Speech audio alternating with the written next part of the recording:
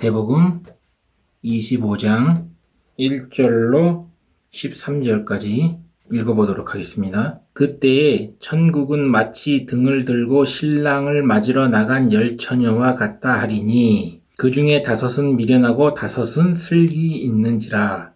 미련한 자들은 등을 가지되 기름을 가지지 아니하고 슬기 있는 자들은 그릇에 기름을 담아 등과 함께 가져갔더니 신랑이 더디 오므로 다 졸며 잘세. 밤중에 소리가 나되 보라 신랑이로다 맞으러 나오라 하매 이에 그 처녀들이 다 일어나 등을 준비할세. 미련한 자들이 슬기 있는 자들에게 이르되 우리 등불이 꺼져가니 너희 기름을 좀 나눠달라 하거늘 슬기 있는 자들이 대답하여 가로되 우리와 너희의 쓰기에 다 부족할까 하노니 차라리 파는 자에게 가서 너희 쓸 것을 사라 하니 저희가 사러 간 동안에 신랑이 오므로 예비하였던 자들은 함께 혼인잔치에 들어가고 문은 닫힌지라.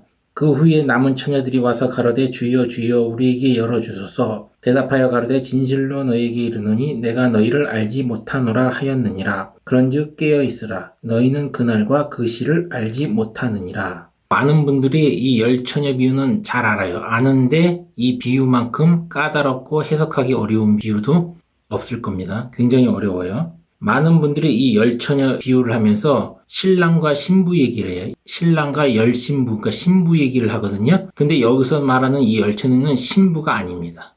신부가 아니고 신부를 들러리 서는 사람들입니다. 들러리 서는 사람을 말하는 거예요. 비유는. 유대인들 관습에는 신랑이 혼인을 하러 올 때 이 신부의 들러리들이 등을 가지고 신랑에 앞서가서 그 길을 비춰요. 그러니까 이 10처녀는 뭐다? 하나님의 말씀을 전하는 말씀을 가진 자를 의미합니다.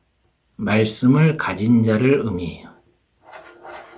말씀을 가진 자. 이거는 일반 성도들을 얘기하는 말씀이 아니에요. 마태복음 24장 보면 예수 그리스도가 감람산 위에서 제자들에게 앞으로 재림 때 되어질 일들을 예언을 쭉 하죠. 마태복음 25장까지도 전부 이 얘기예요. 이 얘기인데 재림 때 되어질 일인데 마태복음 24장 후반부부터 25장까지 보면 전부 뭐냐면 하나님의 말씀을 가진 자로서 하나님의 말씀을 전해야 할 종에 대한 비유입니다.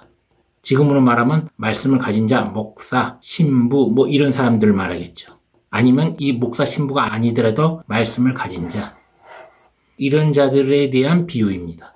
일반 성도들에 대한 비유가 아닙니다.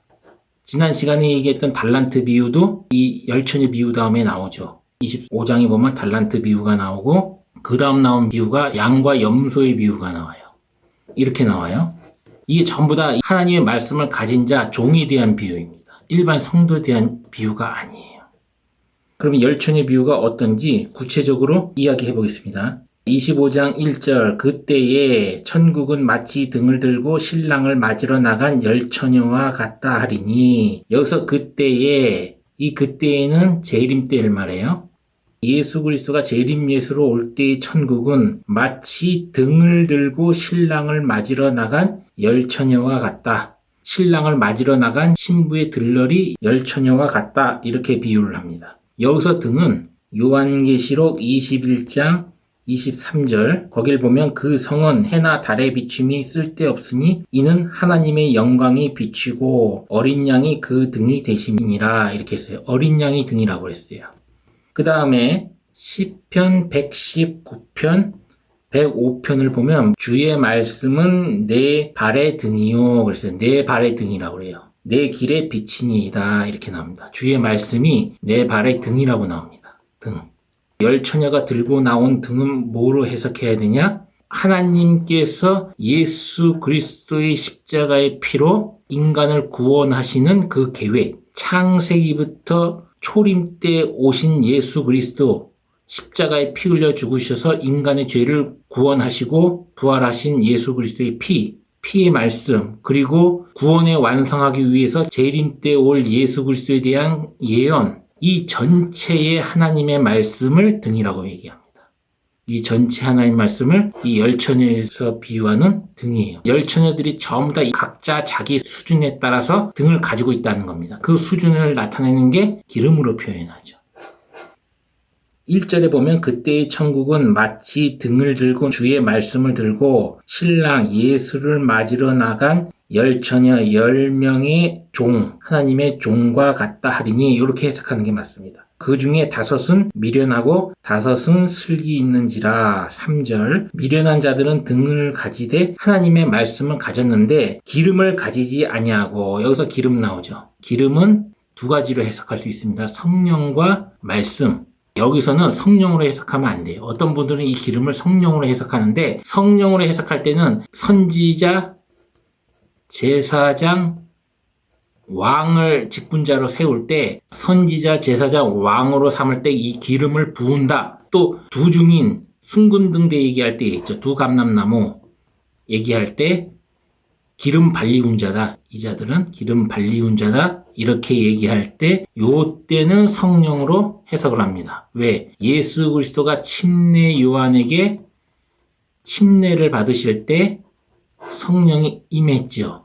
예언대로. 그 성령이 예수 그리스도에 임한 것은 뭘 뜻해요? 예수 그리스도가 곧 선지자로서, 제사장으로서, 왕으로서 하나님의 아들인 것을 나타내고, 예수 그리스도가 하나님의 뜻의 계획에 따라 인간의 죄를 짊어지고 십자가에 못 박혀 죽으시고 부활하심으로써 인간의 죄를 사하고 인간을 구원해서 하나님의 자녀, 하나님의 백성으로 삼겠다는 하나님의 그 원대한 계획을 가진 하나님의 아들로서 온 것을 입증하기 위해서 성령이 임하죠. 그럴 때 기름을 붓다, 기름을 발리운다, 이럴 때는 성령으로 해석을 해요. 그런데 열천이에서는 말씀인데 그냥 말씀이 아니고 재림 때 올 말씀이니까 재림 때 하나님이 성경에서 각종 재림 때 되어질 예언, 창세기부터 요한계시록까지 하나님의 섭리, 구속섭리라고 하죠. 하나님의 섭리, 뜻, 하나님이 창세기부터 예수 그리스도를 이 땅에 보내셔서 십자가에 못 박혀 죽으시고 인간의 죄를 사하고 인간을 구원하시고 구원의 완성을 위해서 재림 예수가 이 땅에 오셔서 심판까지 이르는 성경에 나오는 각양각종의 예언의 말씀을 뜻합니다. 마태복음 25장에서 나오는 이 기름은 성령이 아니고, 이 기름도 그냥 말씀이 아니고 구속사 섭리, 이 원대한 하나님의 계획의 말씀, 예언의 말씀을 기름으로 표시해요.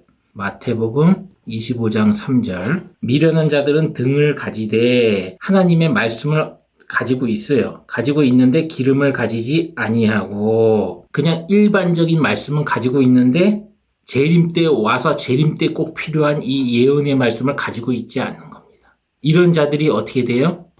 이런 자들이 예수 그리스도가 초림 때 오셨을 때 초림 때 오시는 예수님에 대한 예언의 말씀을 정확히 못 가지고 있어서 예수 그리스도가 하나님의 아들인지 몰라보고 하나님의 아들이라고 하니까 신성모독했다 해서 자기 나름대로는 하나님을 충성한다는 그런 의미를 가지고 예수를 십자가에 못 박혀 죽이는 겁니다. 그러나 이 십자가에 못 박혀 죽는 것에 대해서 예언의 말씀이 이런 사람들을 통해서, 이 미련한 자들을 통해서 예언이 이루어지죠. 미련한 자들은 등을 가졌지만 이 기름을 충분히 가지고 있지 못한 겁니다. 혼인잔치에 들어가 있을 만큼 말씀을, 예언의 말씀, 이 말씀을 가지고 있지 못한 겁니다. 베드로후서 1장 19절에서 21절까지 읽어보도록 하겠습니다. 또 우리에게 더 확실한 예언이 있어 어두운 데 비추는 등불과 같으니. 확실한 예언이 있대요. 그 확실한 예언이 등불이라고 그러죠. 등불과 같으니 날이 새어 샛별이 너희 마음에 떠오르기까지 너희가 이것을 주의하는 것이 가하니라. 샛별이 나오죠. 샛별은 금성으로서 타락한 천사를 의미해요. 원래는. 그러나 여기서는 이 샛별은 뭐다? 예수 그리스도. 어쨌든 이 샛별을 떠오르기까지 너희가 이것을 주의하는 것가 아니라, 그 다음에 20절 베드로후서 1장 20절 먼저 알 것은 경에, 여기서 경은 성경이죠. 성경의 모든 예언은 사사로이 풀 것이 아니니 예언은 언제든지 사람의 뜻으로 낸 것이 아니요 오직 성령의 감동하심을 입은 사람들이 하나님께 받아 말한 것입니다. 그 성령의 감동하심을 입은 사람들이 하나님께 받아 말한 것이기 때문에 사사로이 풀 것이 아니다. 이 성령의 감동하심이 무엇을 말하는 겁니까?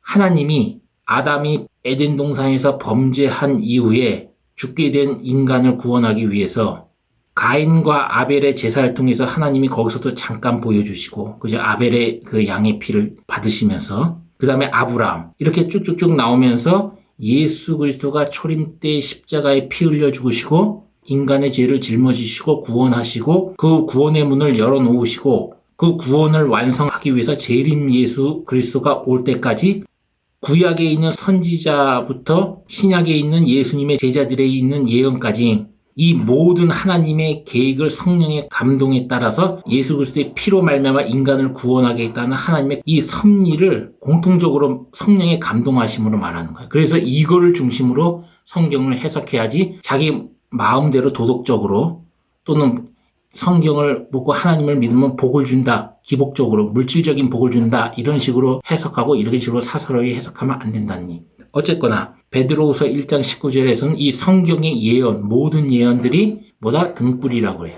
등불. 열처녀의 비유가 이제 명확해지죠. 이 열처녀의 비유를 보면 슬기로운 5 사람들은 평상시에 이 기름을 미리 준비했다는 겁니다. 하나님의 이 예언의 말씀을 미리 준비해서 자기가 맡은 사람들에게 하나님이 맡겨준 사람들의 영혼의 때에 따른 양식을 줬다는 얘기예요. 마태복음 24장 45절을 읽어보면 충성되고 지혜 있는 종이 되어 주인에게 그 집 사람들을 맡아 때를 따라 양식을 나눠줄 자가 누구뇨. 46절 주인이 올 때 그 종이 이렇게 하는 것을 보면 그 종이 복이 있으리로다. 이렇게 나오죠. 주인이 그 집 사람들을 종에게 맡겼는데 그 종이 때를 따라 양식을 준다. 이 때를 따라 양식을 주면 복이 있다는 겁니다. 이게 뭐예요? 이게 바로 열처녀 비유에서 말하는 슬기로운 5 처녀가 가진 기름을 말하는 겁니다. 때를 따른 양식이라는 게 뭐냐면 구약에서는 앞으로 오실 초림 예수에 대해서 예언하는 말씀이 되겠죠. 예수 그리스도가 부활하고 승천한 이후에 예수의 증인, 예수의 제자의 사명은 뭐예요? 구원을 완성하기 위해서 재림 예수 때 말씀을 예언을 하죠. 그리고 이 초림 때 어떻게 구약의 말씀을 어떻게 적용하는지 이런 말씀이죠. 이런 것이 때를 따른 양식이에요. 그러니까 재림 때니까 재림 때에 구체적으로 어떻게 재림 예수가 와서 심판할 것인지 이런 말씀을 많이 알아서 미리미리 기름을 준비하는 겁니다. 마태복음 25장 6절을 보면 밤중에 소리가 나되 보라 신랑이로다 맞으러 나오라 하매 누군가가 소리를 치죠. 신랑이 온다. 마중 나와라. 이 마중 나오라 한 것도 마치 예수 그리스도가 십자가에 못 박혀 죽으시기 전에 예수 그리스도 하나님의 아들이 가야 될 길을 예비한 자가 있었죠. 등불 같은 존재. 침례 요한 이런 자들이 나타난다는 얘기예요. 나타나서 소리를 지르면 하나님의 말씀을 가진 자들 이 기름을 미리미리 준비한 슬기로운 5 처녀나 기름을 준비 못한 미련한 5 처녀나 둘 다 졸고 있었어요. 언제 올지 모르니까 졸아요. 조는데 일어나라 하니까 깨어나서 7절에 다 일어나서 등을 준비할세. 8절 보면 미련한 자들이 슬기 있는 자들에게 우리의 등불이 꺼져가니 너희의 기름 너희가 가지고 있는 예언의 말씀을 좀 나눠달라 하니까 너희에게 나눠주면 우리들 거진 쓸 것이 없을 것 같으니 너희들은 기름 파는 자에게 너희 쓸 것을 사라 하니까 미련한 5 처녀가 그때 가서 부랴부랴 기름 파는 자에게 가요.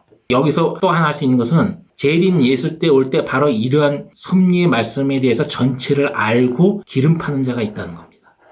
성경의 모든 예언을 다 알고 이 말씀을 전하는 자가 있다는 거예요. 이 전하는 자 것을 부랴부랴 가서 목사들이 하나님의 종들이 가서 말씀을 받아들이고 산다는 얘기죠. 그러나 사가지고 가면 이미 신랑은 성 안에 문에 들어가서 문을 닫아버린 상황이에요. 12절에 진실로 너에게 이르노니 내가 너희를 알지 못하노라 하였느니라. 그러면서 13절에 뭐래요? 그런즉 깨어있으라. 너희는 그날과 그 시를 알지 못한다. 재림 예수가 언제 올지 못하니까 깨어있으라는 얘기입니다. 그러니까 이것은 일반 성도에 대한 이야기가 아니고 하나님의 말씀을 가진 자, 목사나 신부 또 그 목사 신부가 아니라 할지라도 하나님의 말씀을 가진 자로서 말씀을 통해서 예수 그리스도를 믿게 하고 구원에 이르게 하는 성도들을 만들어야 하는 의무를 가진 자들에게 주시는 비유의 말씀입니다.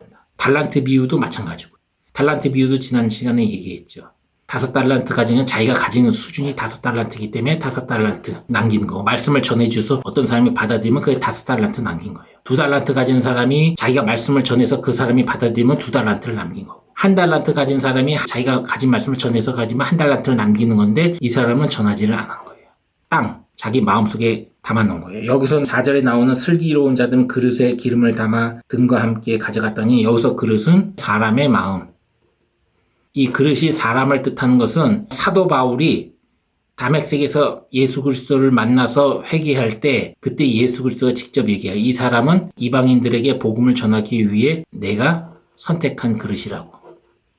그릇은 여기서는 사람의 마음을 뜻해요. 그리고 다른 데서 볼 때는 사람의 마음 또는 사람으로 해석하는 게 맞습니다. 그래서 여기서는 하나님의 종으로서 자기 마음에 하나님의 구속사의 섭리, 예수 그리스도가 십자가에 못 박혀 죽으시고 부활하시고 인간의 죄를 구원하시고 재림 때는 이 모든 자들을 알곡과 가라지로 구분해서 심판함으로써 구원을 완성하겠다는 하나님의 계획, 하나님의 이 거대한 뜻을 기름으로 평상시에 가져야 된다는 얘기입니다. 하나님의 종들은 때에 따른 양식으로 가르쳐야 된다는 얘기. 그렇지 않으면 재림 예수가 왔을 때에 그렇게 안 하고 기름을 준비하지 않은 5,000원은 심판을 받는다는 얘기입니다. 혼인잔치에 못 들어가고. 나중에 이제 혼인에 대해서 얘기했지만 이 혼인은 신부와 혼인하는 얘기는 초림 때는 예수 그리스도와 침례처럼 예수 그리스도와 연합하는 거예요. 연합해서 영적 이스라엘 백성이 되는 상태를 말하고 재림 때에는 모든 것을 구원의 완성을 이루시고 거기에 완성에 참여된 모든 성도들과 하나님과 예수 그리스도가 연합하는 것을 혼인이라고 표현합니다. 혼인의 뜻은 진짜 신랑 신부가 돼서 혼인한다는 뜻이 아니에요. 어디 가서 들어보면 비슷하게 이렇게 얘기하는 것 같지만 그 말씀 속에는 예수 그리스도의 이 피의 은혜 이게 없어요.